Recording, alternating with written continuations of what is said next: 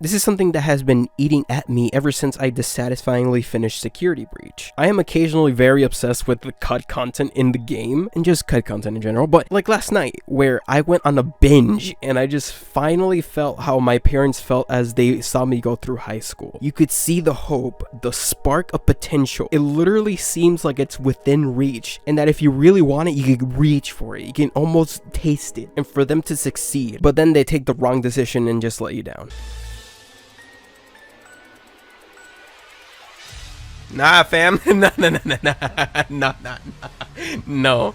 That trailer right there, that was the whole reason I was sold on the game. Not just because of this entirely new environment that they just showed off, but the fact that there seems to be a new villain at the helm, a new kind of threat that we just didn't know about. That's what got me excited. So you can imagine the disappointment I got when I finally went through the game for the first time, and Vanny appeared for a grand total of approximately like 4 times. That was soul crushing.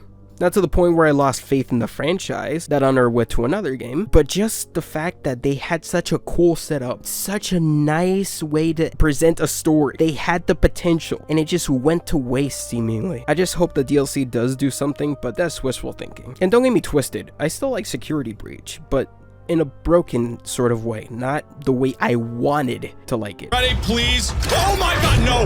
Not like this. Not like this. Please. Give me in. Freddy! Freddy, you bitch! Freddy! I wanted to experience the story and get immersed in the Pizzaplex and why this whole mystery is going on and what really was happening. I wanted to care about this game in a genuine way.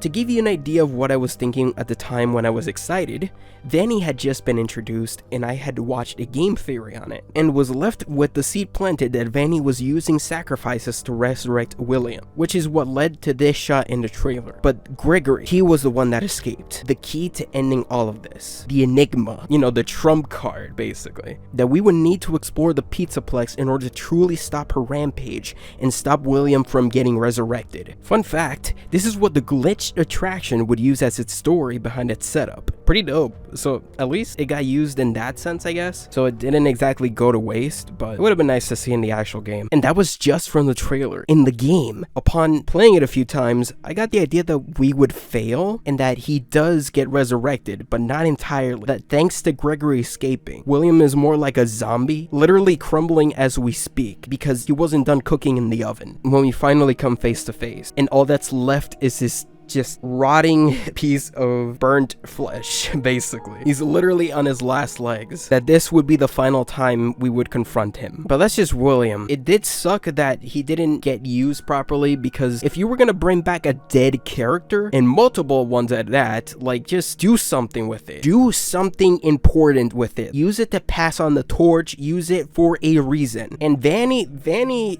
that's just a whole different story. That hurts a whole lot more because she really could have been a threat in the game, like a real deadly presence, like something that can't be stopped like the other robots. A constant threat to follow us at every turn, that we were never truly safe, that she could even turn our only ally against us, which would have been where the cut Freddy lines could have come from. Where are you going? Come back. I thought we were friends. Superstar Gregory, where are you? Why do you hide?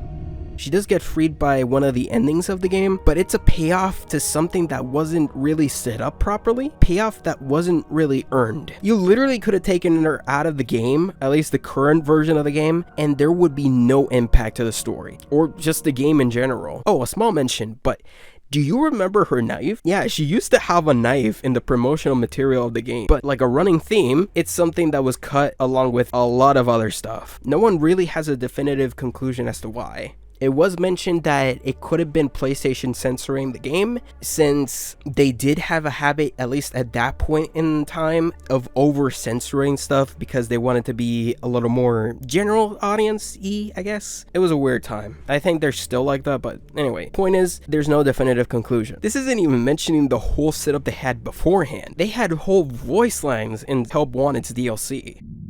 No. There's no miscommunication.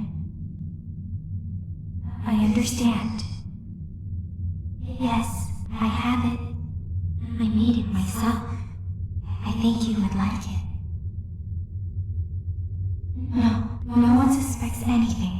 Entire logs of emails that were scrapped, quote unquote, in FNAF AR. And of course, just pretty much every single trailer that came before the October one for Security Breach. I'm not even gonna get into that, it's just a lot. By the way, I recommend seeing this video if you want to see the cut content in the game. It's pretty interesting. But in the end, they just went back to William Afton as a crutch and just wasted a legitimately good opportunity to pass on the torch and come up with something new to refresh the franchise, instead of just going back to something that was already resolved. A cool and scary setup for a character, just wasted. But the thing I'm still wondering about this whole situation is, what really caused all of this?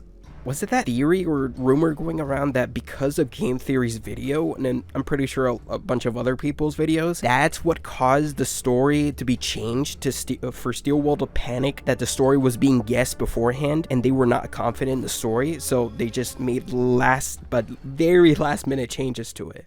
Let me tell you a story, a true story. A story about an email I received from a game developer that, for privacy reasons, has to go nameless. But let me assure you that it's someone who works on a game franchise that you're quite familiar with. Anyway, we'd done a theory or two trying to predict the plotline and some early twists for their upcoming game. Out of the blue, I received this email from the CEO of the company asking me if I had a mole on the inside feeding me information. Now, obviously it was a joke, but also not quite a joke. Anyway, I was just ecstatic that we were on the right track. And then the game came out, and it was nothing like our theory had predicted. It also seemed rushed and a bit unpolished, like a lot had been changed in the game last minute. When I said, like, oh, it hasn't changed, I guess it has, and especially compared to the trailer. You're totally right. The trailer was vastly different. And I guess when we did our first theory, I'm like, you're going to have to decide whether or not you trust Vanessa.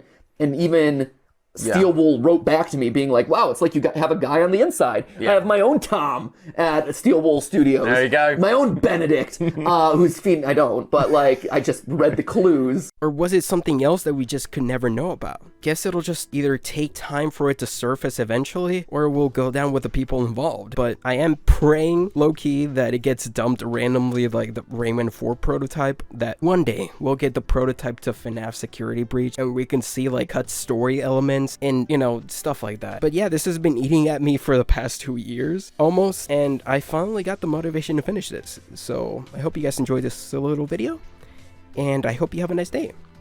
And I hope I can sort of branch out into making more, you know, FNAF stuff, you know, stuff that isn't Sonic. So yeah, adios. Thanks for watching. Bye-bye.